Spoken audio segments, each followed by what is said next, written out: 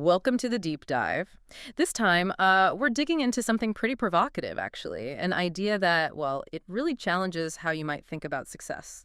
The claim that fitness isn't just about health, it's the gateway drug to wealth. Sounds kind of intense, right? But we're going to explore how our source argues that controlling your body is like a direct path to controlling your finances. Mhm. Yeah, it's fascinating. The source draws what it calls a savage line, pretty strong wording, between, hitting the gym consistently and that relentless drive for wealth. The core idea is that the discipline, the repetition, the focus you need to build your body, those are the exact same tools you need to build a business. It's presented as a direct transfer. Okay, so it's more than just looking good. The source talks about these winner habits, like waking up super early to train, pushing through pain, even tracking macros, your protein, carbs, fats, and ignoring distractions. How does it connect those specific habits to making money? What's the bridge? Well, it's less a bridge and more like the same fundamental programming. These aren't just gym habits. They're framed as core principles for achieving anything tough. The mental toughness you build showing up, handling discomfort, delaying gratification for results later on. That's exactly what you need for building a business or really anything significant. You're essentially training your brain to embrace the grind. Right, embracing the grind. And that mental side, that fortitude, seems key.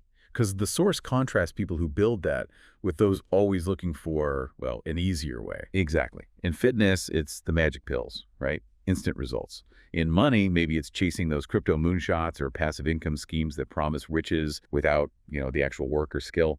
But the source is really blunt about it. There is no shortcut. It says there's only consistency, grind, delay, reward.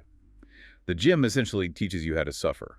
And quoting here, how to shut the hell up and work. Wow, shut the hell up and work. That's direct. It strips away the vanity, doesn't it? It's about earning results quietly without needing likes or applause, pushing hard when nobody's watching. And here's where it gets really interesting for you listening. That silent suffering in the gym, the source connects it straight to building wealth. It says that same silence exists when you're grinding on your laptop at 2 a.m. Yeah. or when you're studying markets or, and this is powerful, making $0 but pushing like you're at war. This whole perspective, it makes you kind of reframe discomfort, maybe even makes suffering your friend. It's about the relentless, often unseen effort. So what happens then? What happens when you fall in love with suffering, as the source puts it? The argument is you become unstoppable. You start seeing struggle not as something to avoid, but just as the process, part of the deal. And it issues this, well, really bold call to action. It says if you're broke, undisciplined, and soft, don't start the business yet. It advises start with the gym, earn your self-respect first, then use that self-respect to build your empire. It's positioned as the absolute first step, foundational. So the big takeaway here for you, our listener, seems to be this idea. Your body is your first proof of power.